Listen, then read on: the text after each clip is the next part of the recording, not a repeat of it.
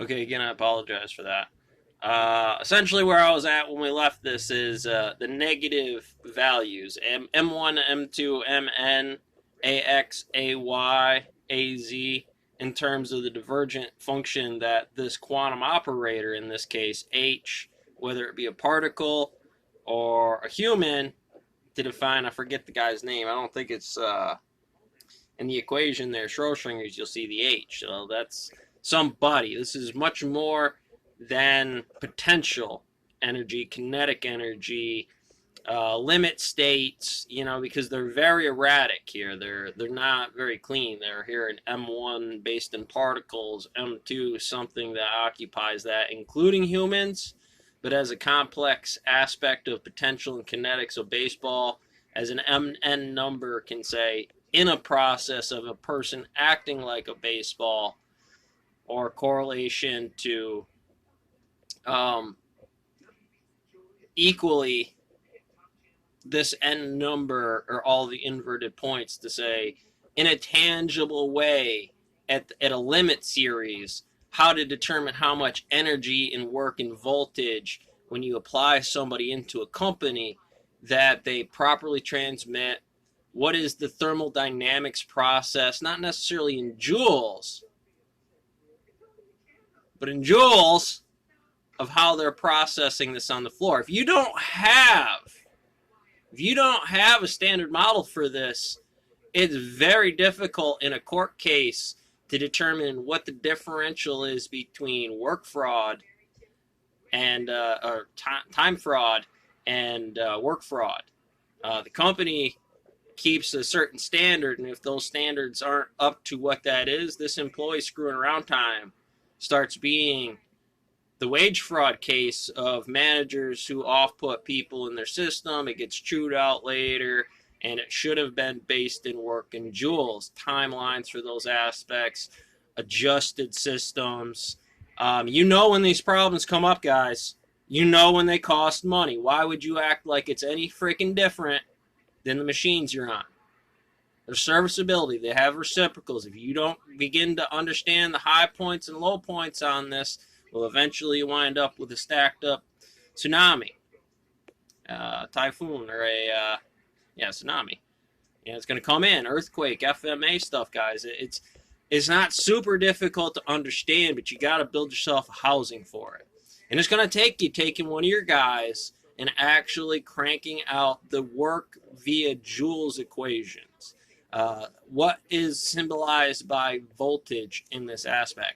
They may not work exactly, but they'll work parallelly.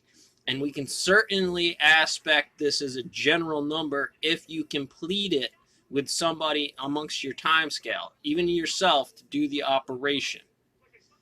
If somebody can do the operation for you, then they have the same output, whether it be value or it be joules, watts. Here we're essentially saying $100 a day for a certain set of these circumstances is an output for a 100-watt light bulb in a very different time span. To do this correctly, we got to keep things on this reactor running correctly, yeah? Questions in this classroom, the way you go out and radiate some of that information, the way you're applying it, collisions to new aspects, and as they present themselves, sociology, psychology, mathematics, physics, so on and so forth. They're all an analyzation of that physics, NP, to not the alphabetical structure of physics. That is the work in joules you'll need to properly understand the resistance in front of you, the housing of that wire, the temperature output, where you're engineering and placing fuses in this electrical engineering aspect. And as you'll see, it blends through many, many fields. And we need a stable way to be able to output this result.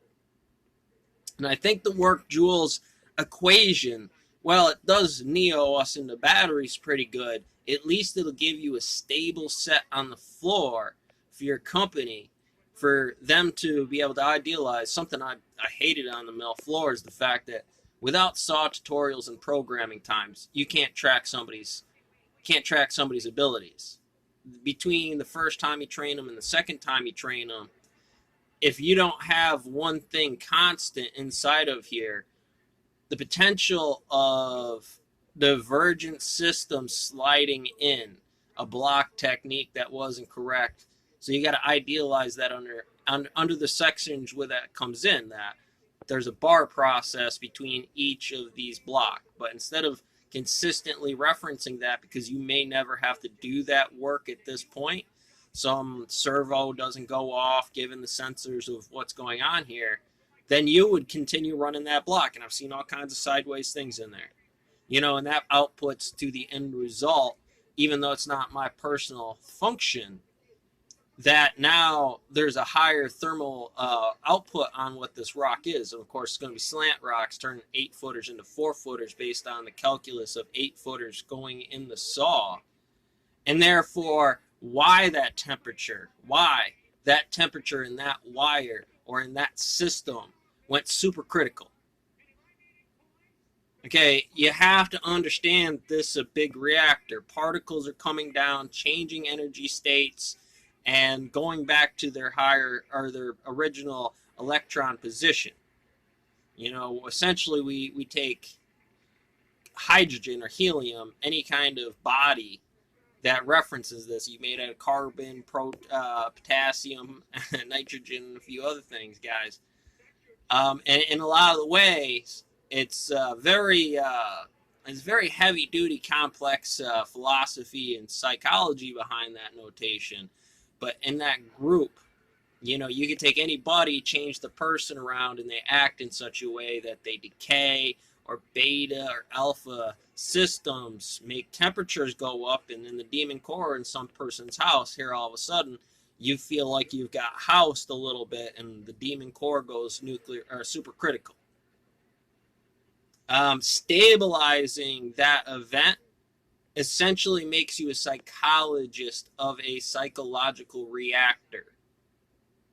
How do you base your voltages and joules into this system?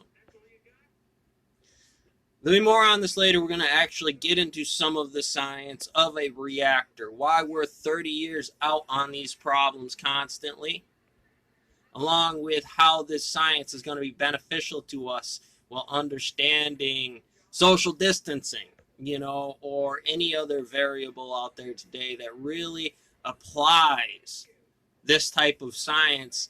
So therefore, it's not just some, what do they call it, arbitrary science? No.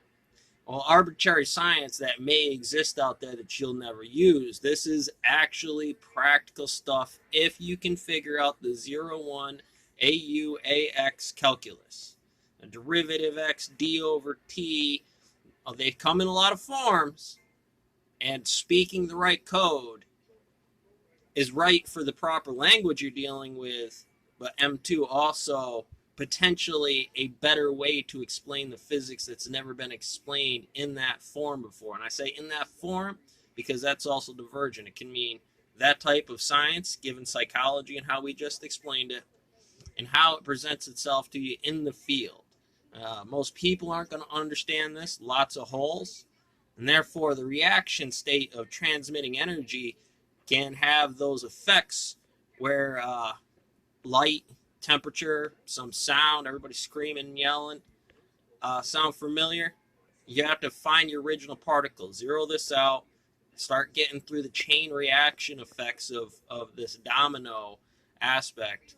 And you're going to be much better off, along with trying to understand what's going on out there in the world today and how we go about fixing these problems, noticing the problems, so we can camp ourselves out there correctly, take the time to study the correct models, use a little bit of that horizon zone and the speed of C before this stuff crashes into you guys. So yeah, be our note for today. Let's see where this gets going.